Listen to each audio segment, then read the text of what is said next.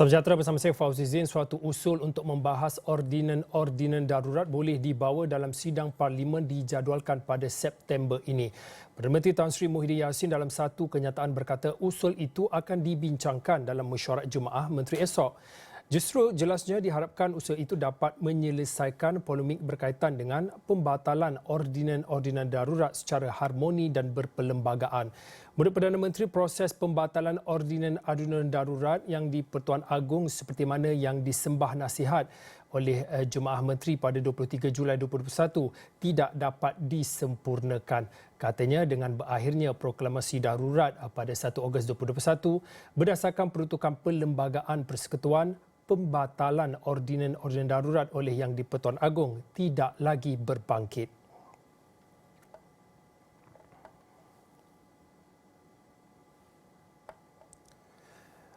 Baik, untuk bercakap tentang perkara ini di talian adalah Profesor Muda Dr. Hamidin Abdul Hamid, Fellow Penyelidik Ilham Center. Prof, ini berkaitan dengan statement ataupun kenyataan yang baru saja dikeluarkan oleh Pejabat Perdana Menteri. Mungkin pada waktu ini Prof boleh kongsikan pandangan bagaimana kita boleh fahami perkara dan juga situasi semasa dan bagaimana situasi ataupun kemelut antara istana dan juga kerajaan pada ketika ini situasinya boleh diharmonikan. Okey, terima kasih Fauzi. Saya melihat apa yang dilakukan oleh Pejabat Perdana Menteri ketika ini, terutamanya oleh Yang Amat Berhormat Tan Sri Muhyiddin Yassin, lebih kepada usaha untuk meredakan suasana kehangatan, terutamanya dalam hubungan di antara pihak istana dan juga Pejabat Perdana Menteri. Ini amat penting kalau kita lihat kepada apa yang berlaku pada minggu yang lepas, di mana kita melihat berlakunya sedikit perbalahan dalam konteks komunikasi di antara pihak istana dan pihak Pejabat Perdana Menteri. Jadi dalam usaha ini dengan jelas menunjukkan bahawa pihak Pejabat Perdana Menteri sudah tidak lagi memberikan tekanan kepada pihak istana untuk membatalkan ordinan darurat.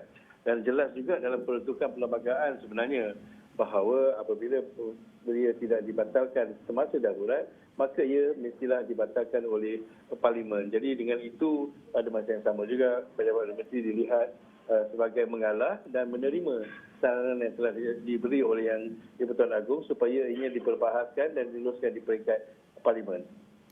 Prof, dalam kenyataan yang dikeluarkan oleh Pejabat Perdana Menteri, kalau diikutkan dalam perenggan yang terakhir itu, usul ini akan dibincangkan dalam mesyuarat Jemaah Menteri iaitu pada hari Rabu, iaitu pada hari esok dan diharapkan dapat menyelesaikan polemik ini. Mungkin jangkaan Prof dalam mesyuarat apa yang dibincangkan itu nanti dalam Jemaah Menteri esok, Prof? Saya kira bagi dalam perkara ini tidak ada pilihan lain yang boleh diberikan oleh Jemaah Menteri selain daripada menerima usul tersebut. Kerana inilah sahaja caranya untuk pembatalan itu boleh dilakukan selepas saja darurat tamat pada 1 bulan Ogos yang lalu. Jadi oleh itu saya kira ianya lebih kepada bersifat akademik saja semata-mata bagi pihak kabinet, kerana kabinet seharusnya dan Perdana Menteri seharusnya membentangkan perkara ini. Persoalannya ialah mengapa ia harus ditunggu sehingga pada bulan September. Mengapa tidak pembentangan boleh dilakukan contohnya pada sesi persidangan khas Parlimen sekiranya Parlimen dibuka semula sebelum persidangan September. Saya melihat sebenarnya masih lagi ada ruang bagi pihak kerajaan untuk membentangkan pembatalan itu lebih awal daripada yang dijangkakan. Prof, mungkin jangkaan Prof mungkin terlalu awal untuk kami bertanyakan ini. Dalam sepanjang mungkin hari ini dan beberapa masa yang terdekat ini akan ada kenyataan yang akan dikeluarkan oleh pihak istana sendiri ataupun mungkin ada kenyataan biar daripada parti-parti politik khususnya daripada UMNO, mungkin ada sesuatu yang ingin diberi tumpuan susulan daripada kenyataan baharu oleh PMO ini?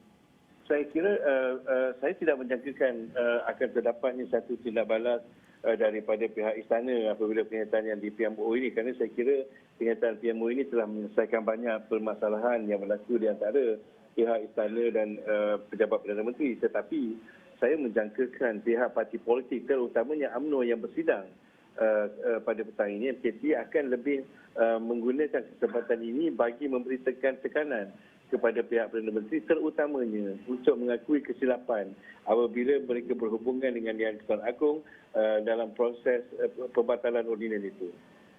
Prof, mungkin yang terakhir sekali, apa yang terbaik pendekatan yang perlu dilakukan pada waktu ini untuk memastikan suasana ataupun ketegangan yang berlaku pada ketika ini dapat dijernihkan? Yang terbaik pendekatan yang perlu dilakukan dengan kadar yang segera?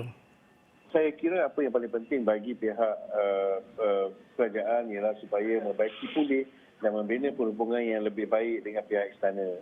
Kerana mereka ini, kumpulan ini memerlukan saya kira lebih banyak masa dan ketika pihak kerajaan bagi memastikan sebarang kelancaran usaha pihak kerajaan untuk berdepan dengan pentadbiran negara. Jadi saya kira dalam satu pihak, dalam satu tangan kita lihat bagaimana Tan Sri Muhyiddin berjaya sedikit sebanyak untuk mengendurkan sedikit ketegangan yang berlaku dengan pihak istana. Saya tidak menjangkakan tekanan daripada parti politik dan personaliti politik akan bersifat reda, tapi saya kira juga akan memuncak sehingga kepada bulan September.